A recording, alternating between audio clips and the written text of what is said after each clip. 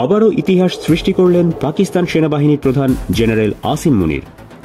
আমেরিকার মাটিতে বসে তৃতীয় কোনো দেশের বিরুদ্ধে প্রকাশ্যে পারমাণবিক যুদ্ধের হুমকি, ইতিহাসে এমন ঘটনা আগে শোনা যায়নি। শনিবার রাতে ফ্লোরিডার টাম্পায় এক অনুষ্ঠানে পাকিস্তানের সেনাপ্রধান ফিল্ড মার্শাল আসিম মুনির হুঁশিয়ারি দেন, যদি পাকিস্তান অস্তিত্বের সংকটে পড়ে তারা অর্ধেক দুনিয়াকে সঙ্গে নিয়ে যাবে।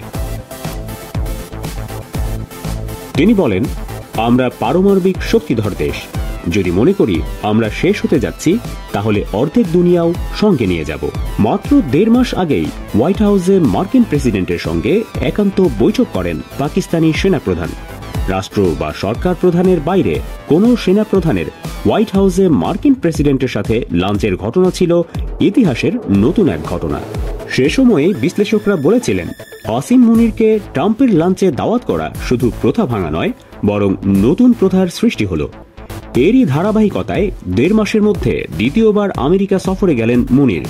এবারের সফরে সামরিক কর্মকর্তাদের পাশাপাশি মার্কিন রাজনীতিবিদদের সাথেও বৈঠক করেছেন তিনি। সেই সাথে তিনি রাজনৈতিক বক্তব্য দিচ্ছেন। ফ্লোরিডার সমাবেশে মুনির বলেন, যুদ্ধ যদি শুধু জেনারেলদের না হয়, রাজনীতিও তাহলে শুধু রাজনীতিবিদদের কাজ নয়। আগামী নভেম্বরে সেনাবাহিনী থেকে অবসরে যাবেন জেনারেল মুনির। এরপর তিনি রাজনীতিতে সক্রিয় হবেন কিনা এ নিয়ে এরই মধ্যে জল্পনা কল্পনা শুরু হয়েছে। পাকিস্তানি মিডিয়ার শোর উঠেছে পাকিস্তানের প্রেসিডেন্ট হতে যাচ্ছেন জেনারেল মুনির। আলোচনা হবে নাই বা কেন? জেনারেল মুনিরের সেনাপ্রধান নিয়োগটি তো রাজনৈতিক। সেনাপ্রধান হওয়ার আগেই সেনাবাহিনী থেকে অবসরের আবেদন করেছিলেন মুনির। সাবেক প্রধানমন্ত্রী ইমরান খানের সাথে বিরোধের জের ধরে তাকে ডিজিএফআই এর প্রধান থেকে সরিয়ে দেওয়া হয়। অভিযোগ আছে, ইমরান খান ও তার স্ত্রী বুশরা বিবির দুর্নীতির তথ্য ফাঁস করার হুমকি দেন তিনি। পদত্যাগের সময় ইমরান খান অভিযোগ করেছিলেন, মার্কিন ষড়যন্ত্রেই তাকে সরে যেতে হচ্ছে। সেই ষড়যন্ত্রে আসিফ মুনিরের দিকেও আঙুল তোলেন ইমরান। তার স্ত্রী বুশরা বিবিকে আপোষ রফার প্রস্তাবও দিয়েছিলেন জেনারেল মুনির, এমন অভিযোগ করেন ইমরান খান। সেজন্যই হয়তো নিজের মাঠ প্রস্তুত করতে রাজনৈতিক বক্তব্য দিয়ে আলোড়ন তুলছেন জেনারেল মুনির।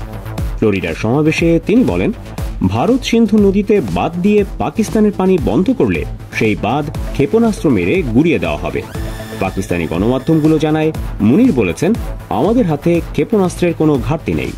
ভারতের প্রধানমন্ত্রী নরেন্দ্র মোদী ট্রাম্পকে নিজের বন্ধু বলে দাবি করেন, কিন্তু প্রেসিডেন্ট ট্রাম্প দ্বিতীয় মেয়াদে ভারতের বিরুদ্ধে একের পর এক পদক্ষেপ নিচ্ছেন। সর্বশেষ গত শুক্রবার ভারতের উপর 50% ট্যাক্স বসিয়েছেন। অপরদিকে পাকিস্তানের সাথে আমেরিকার সম্পর্ক ক্রমেই উন্নতি হচ্ছে। ক্ষমতায় এসে মার্কিন কংগ্রেসের প্রথম ভাষণেই পাকিস্তানকে ধন্যবাদ জানান প্রেসিডেন্ট ট্রাম্প। এরপর পাকিস্তানের সেনাপ্রধানকে প্রাইভেট লাঞ্চে ডেকে নেন। অবস্থা দৃষ্টে মনে হচ্ছে ভারতকে দূরে ঠেলে পাকিস্তানকে কাছে টানছেন ট্রাম্প। এর পেছনের কারণ অবশ্য মার্কিন স্বার্থ। প্রেসিডেন্ট ট্রাম্প এরই মধ্যে গাজায় পর্যটন শহর তৈরির ঘোষণা দিয়েছেন। ট্রাম্পের মিত্র নেতানিয়াহু ফিলিস্তিনি মুক্ত করার কাজও করে যাচ্ছেন জোরে সোরে। একমাত্র বাধা ইরান। পাকিস্তানে বর্তমানে মার্কিন মদতপুষ্ট সরকার ক্ষমতায় এসেই জঙ্গিদের গ্রেফতার করে আমেরিকার হাতে তুলে দেয় পাকিস্তান। ঐতিহাসিকভাবেই পাকিস্তান আমেরিকার সাথে সহযোগিতার সম্পর্ক বজায় রেখেছে। 80-র দশকে আফগানিস্তানে সোভিয়েত বাহিনী ঢুকে পড়লে তাদের ঠেকাতে মার্কিন যুক্তরাষ্ট্রকে সহযোগিতা করে পাকিস্তান। আবার 9/11-এর পর সন্ত্রাসের বিরুদ্ধে যুদ্ধেও পাকিস্তান ছিল আমেরিকার স্ট্র্যাটেজিক পার্টনার। প্রেসিডেন্ট ট্রাম্পও রাগঢাক না করে একথা প্রকাশ করেছেন। জেনারেল মুনিরের সাথে মধ্যাহ্নভোজের পরে ট্রাম্প বলেন, পাকিস্তান ইরানকে খুব ভালোভাবে চেনে, অন্য যে কোনো দেশের চেয়ে ভালো, তবে তারা ইরানকে নিয়ে খুশি নয়। এই অসন্তোষকে কাজে লাগিয়েই মধ্যপ্রাচ্য সংকটে পাকিস্তানকে ব্যবহার করতে চায় আমেরিকা।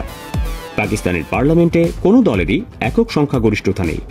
এই ঝুলন্ত সরকারকে দিয়ে অনেক কিছুই করানো সম্ভব, এমনটাই ভাবছেন প্রেসিডেন্ট ট্রাম্প।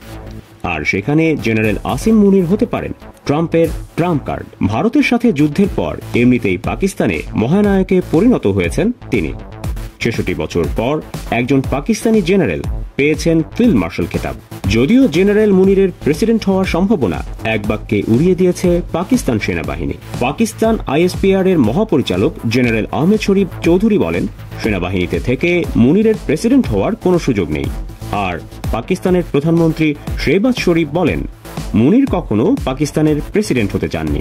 গণতান্ত্রিক ব্যবস্থায় সেনাবাহিনীতে থেকে প্রেসিডেন্ট হওয়া সম্ভব নয়, কিন্তু মাত্র ২.৫ মাস পরেই অবসরে যাচ্ছেন তিনি।